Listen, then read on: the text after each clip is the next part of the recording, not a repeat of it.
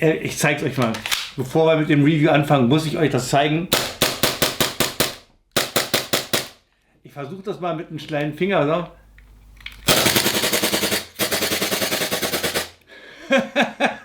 Das Ding ist unglaublich. Von daher nicht so viel reden. Intro ab.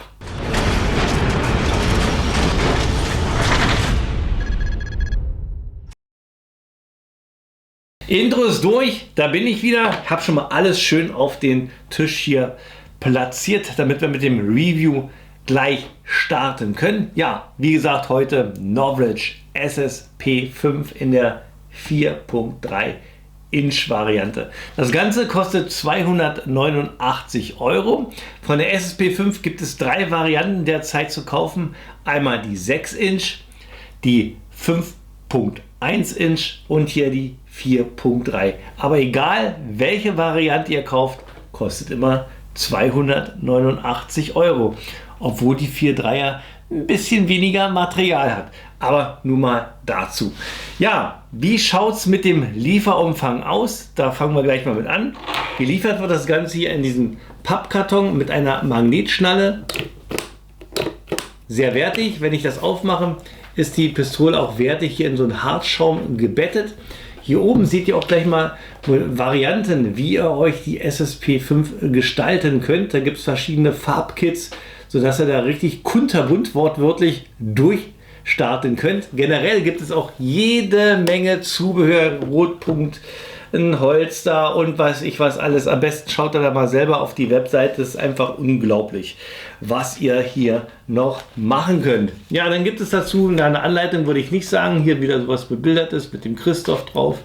Viel bla bla bla, bla bla bla bla.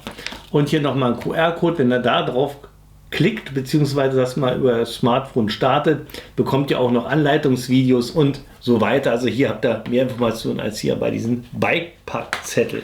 Dann haben wir natürlich die Airsoft selber. So sieht sie aus. Ja, gehen wir nachher natürlich noch ein bisschen näher drauf ein. Dazu gibt es natürlich noch ein Gasmagazin. Dann haben wir da einen Sechskantschlüssel zum Einstellen von dem Hop-Up. Und ich hoffe, das ist kein schlechtes Zeichen, sondern nur als kleines Tool mit dazugegeben, haben wir hier noch einen Ventilschlüssel. Einmal für Einlassventil und Auslassventil. Ich hoffe, das ist nur so mit dabei, nicht, dass es heißt, dass das Ding hier schnell undicht wird. Das wird aber die Zeit zeigen. Machen wir mal den Bodycheck. Schauen wir uns die Verarbeitungsqualität und die Passgenauigkeit von der SSP5 an. Beschichtet ist das Ganze hier in einen schönen matten Schwarz, alles sauber aufgetragen. Von der Materialwahl, wir haben hier eine High Capper gebaut aus CNC gefrästen Aluminium und hochwertigen Polymer. Griffstück besteht aus Polymer und hier unten die Rail aus Aluminium. Der zweiteilige Schlitten ist ebenfalls aus CNC gefrästen Aluminium gefertigt. Das Ganze auch absolut passgenau. Ja, hier wackelt und klappert rein gar nichts. Nur wenn ich das Magazin reinlege, das hat etwas Spiel. Da hört man, wie das Ganze sich bewegt. Ist aber auch nichts Dramatisches. Das haben wir bei anderen High-Capper-Pistolen auch. Der hintere Teil, der bewegliche Schlitten, hat minimal Spiel, flutscht aber auch wirklich richtig hervorragend und sorgt dafür, dass wir wirklich einen richtig schönen, schnellen Zyklus haben. Schauen wir uns die Markings an. Ja, und das ist wieder ein typischer Kritikpunkt, den ich immer bei diesen Norwich-Waffen habe. Wir haben hier wieder richtig fett in weißer Schrift aufgetragen. Norwich SSP5. Finde ich persönlich absolut schade, denn das wertet diese ganze Pistole mächtig ab. Warum lassen Sie das nicht ins Material ein? Wie hier zum Beispiel kann man ja sehen, Made in Taiwan.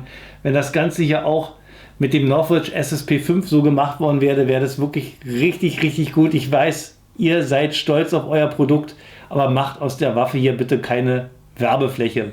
Macht das schön tiefschwarz ins Material eingelassen. Ich werde es wahrscheinlich wieder mit Aluminiumburnierung abdunkeln.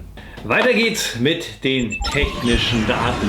Novletch SSP 5 in der 4.3 Inch Variante. Das heißt, wir haben eine Gesamtlänge von 200 mm, in der Barrel 100 mm, Gewicht 1003 Gramm, Kaliber 6 mm BB, Magazinkapazität 29 Schuss, System Gas Blowback, haben wir eine angegebene Energie von 0,9 Joule, das sind ca. 312 FPS.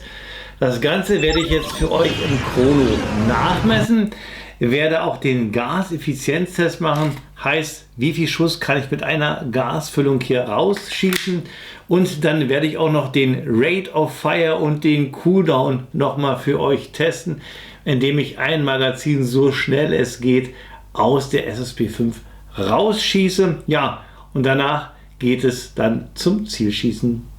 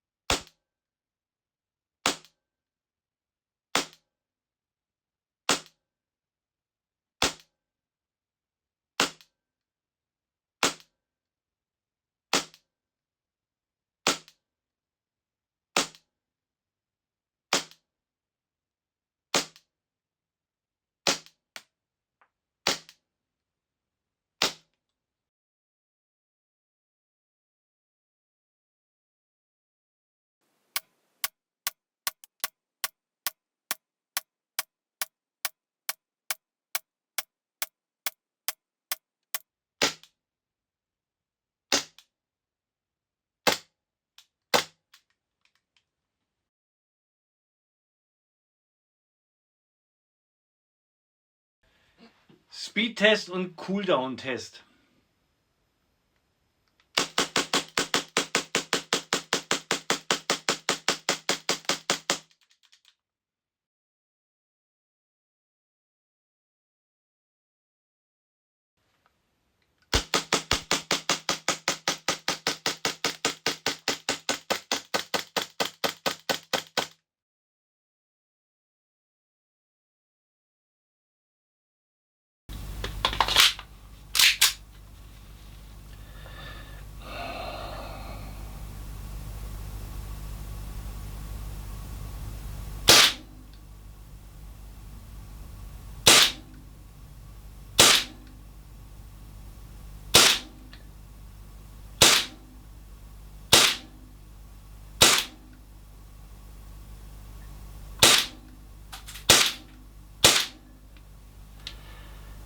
Das waren 10 Schuss und jetzt mal so schnell es geht.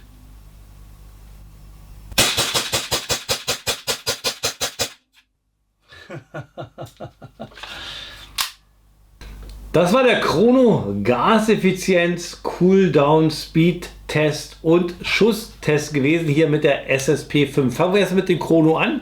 Ich hatte mit 0,2 Gramm BBs einen Maximalwert von 0,8 Joule. Durchschnitt war 0,6 Joule. Was mir aufgefallen ist, was ich ein bisschen enttäuschend fand, war die Gaseffizienz. Ich konnte gerade mal mit einer Gasfüllung so um die 47 bis 50 Schuss raushauen. Das sind ungefähr 1,5 Magazine. Die Kapazität beträgt ja 29 Schuss.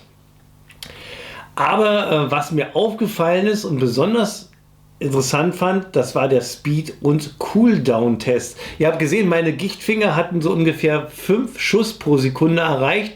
Und trotzdem durch das Speed-Triggern hatte ich die gleiche Anzahl Schüsse drin und auch den gleichen Abbau in der Leistung. Von daher sieht man, dass hier diese SSP 5 absolut für das schnelle Triggern gebaut worden ist. Das Ding funktioniert tadellos und hat so gut wie keinen Cooldown. Ich muss euch noch mal zeigen, wie schnell man mit der SSP 5 hier triggern kann. Mein Finger hat ja gerade mal 5 Schuss pro Sekunde geschafft.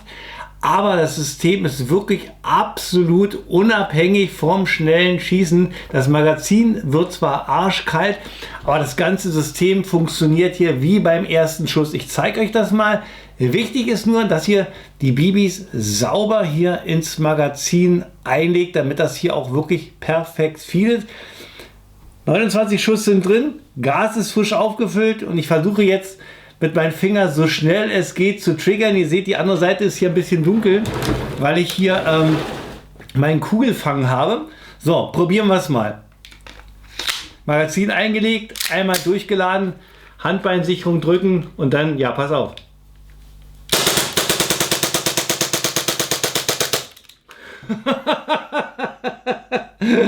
Ihr seht, das Ding schießt hier ordentlich durch. So ist es jetzt alle.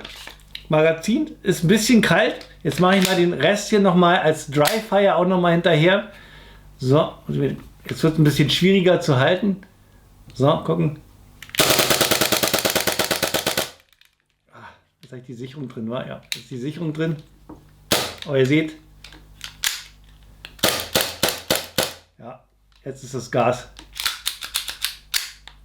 Ja, jetzt ist alle. Jetzt ist alle. Aber ihr könnt sehen, ihr könnt richtig schnell mit schießen. Schauen wir uns die Details und Funktionen von der SSP 5 etwas genauer an. Zunächst erstmal mit dem Outer Barrel, der hat hier ein innenliegendes Gewinde. Da könnt ihr euch bei Novritsch einen passenden Adapter kaufen, um das Ganze hier auf 14 mm Außengewinde zu kriegen. Und dann könnt ihr natürlich sämtliche Tracer, Muzzle Flash Generatoren etc. hier anbringen. Im Schlitten haben wir hier am Ende so einen kleinen Cut, wo man den Twisted Barrel sehen kann. Zum Glück nur dezent, denn persönlich finde ich den Twisted Barrel an Pistolen optisch nicht so ansprechend. Dann haben wir hier schon ab Werk eine Fiberoptik verbaut. Seht ihr schön, wie schön das hier leuchtet. Da könnt ihr hier euer Ziel auch in der Dämmerung richtig schön erfassen. Dann haben wir unterhalb der Pistole hier eine Rail. Da könnt ihr euch Laser, Licht oder Actionkameras, also die Laserlicht natürlich als Dummy hier in Deutschland, alle anderen dürfen natürlich, denn ja, ich sage dazu nichts, aber dafür könnt ihr die Rail definitiv nutzen. Dann haben wir hier oben eine Platte verschraubt, die könnt ihr hier einfach abnehmen und dann könnt ihr euch ein passendes Red Dot bei Novritsch kaufen, um halt nochmal eine schnellere Zielerfassung zu haben. Und das Schöne ist, da hier der vordere Teil fix ist, bewegt sich das Ganze beim Schießen nicht mit und ihr könnt halt das Ziel wesentlich schneller erfassen, als ihr das mit einer Standardpistole mit vollwertigen Schlitten tun könnt. Ja, hinten haben wir einen gelochten Hammer zur Gewichtsreduzierung, einen Beaver Tail, hier auch mit einer Einbuchtung, wo hier der Hammer sauber drin liegt, eine Schlittensicherung beidseitig. Könnt ihr hier einfach nach oben machen, dann ist das Ganze gesichert. Wenn ich jetzt abdrücke, passiert hier nichts. Ich muss den den Hebel nach unten machen und dann kann ich abdrücken. Wir haben einen Schlittenfanghebel, auch nur auf der linken Seite. Durch Druck könnt ihr den Schlitten wieder nach vorne fahren. Wir haben die traditionelle High Capper 1911er Handballensicherung. Magazinlöseknopf schön außen anliegen, sodass ihr den schnell erreichen könnt mit dem Daumen. Ich hole mal das Magazin raus, so sieht es aus. Griffstück besteht aus Kunststoff, hat eine schöne Texturierung, liegt auch richtig schön in der Hand, gerade auch durch meine große Hand passt hier die Airsoft perfekt hier und sitzt auch richtig schön ergonomisch. Apropos ergonomisch, ihr seht hier meinen Daumen, der liegt hier schon wieder so auf. Wenn ihr wollt, könnt ihr euch auch noch Zubehör holen, wie zum Beispiel auch eine Daumenauflage.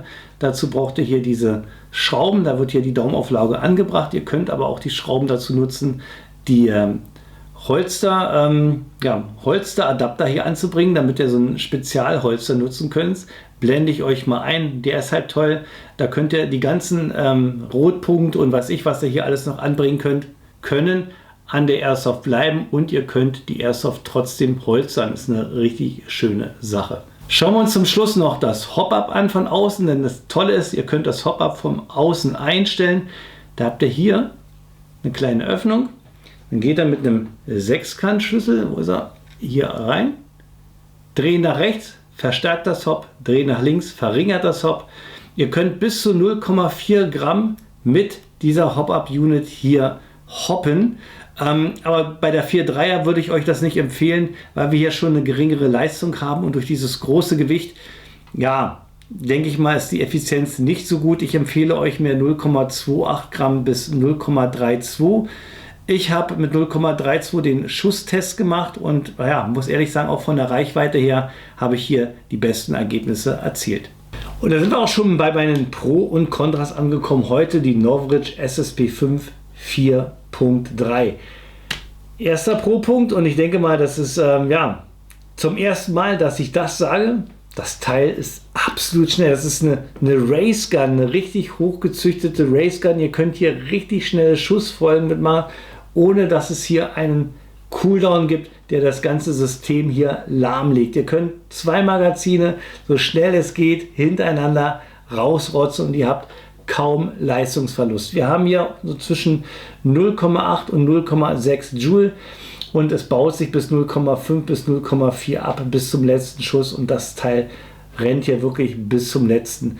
Und gerade durch diese Leistung, durch diese durchschnittlichen 0,6 Joule ist hier die erste fürs CQB perfekt geeignet. Auch fürs IPSC ist sie perfekt geeignet, denn es gibt eine ganze Menge Zubehör. Ihr könnt euch das Teil so aufbauen, dass wirklich kein Wunsch mehr offen bleibt, und das würde ich hier als nächsten Pro-Punkt auch noch hinterlassen. Dann habt ihr ein von außen einstellbares Hop-Up-System. Ihr könnt dank des TTC-Hop-Ups bis zu 0,4 Gramm hoppen. Ich empfehle euch mehr so 0,32, da hatte ich die besten Ergebnisse gehabt. Nächster Pluspunkt, wir haben hier schon von Hause verbaut eine Fiberoptik, sodass ihr nicht unbedingt einen Rotpunkt braucht, obwohl ich euch einen Rotpunkt hier empfehlen würde. Verarbeitungsqualität würde ich auch auf jeden Fall mit als Pro-Punkt setzen.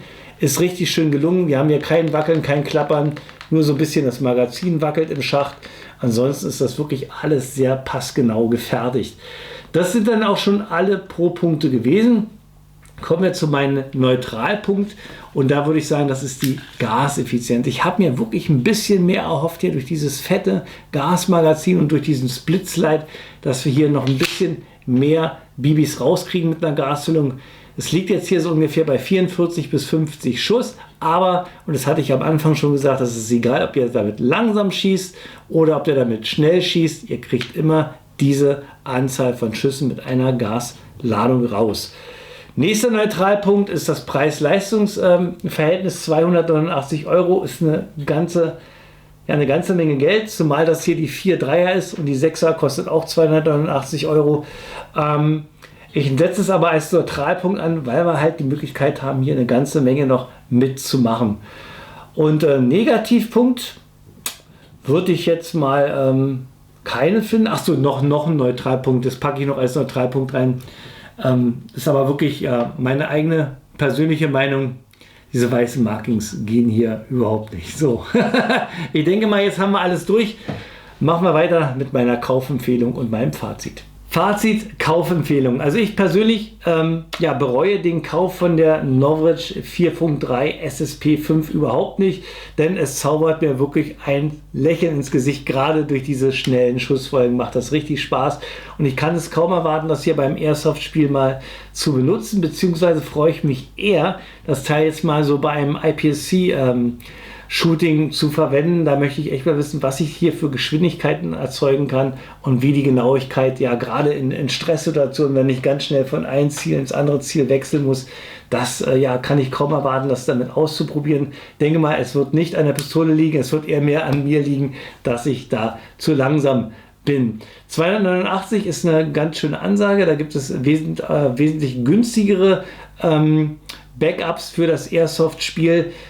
Der Favorit bleibt aber immer noch als erster Spiel-Backup ist bei mir immer noch die Glock 17 Gen 5, denn die ist vom Preis-Leistungs-Verhältnis immer noch unschlagbar. Das Teil sehe ich wirklich mehr so in Richtung Airsoft, IPSC, Custom Race Gun.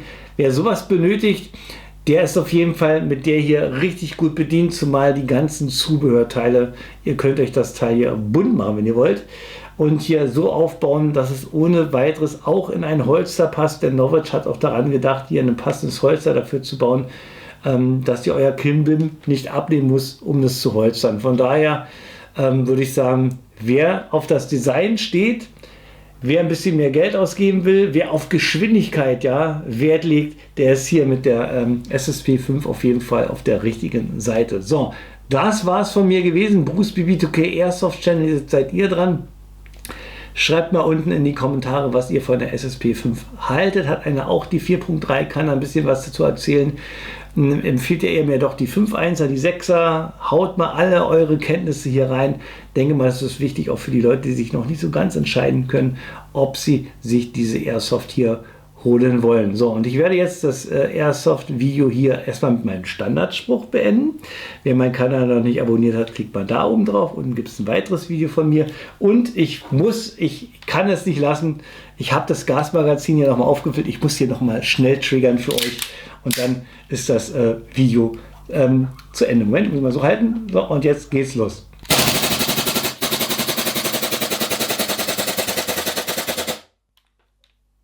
Oh.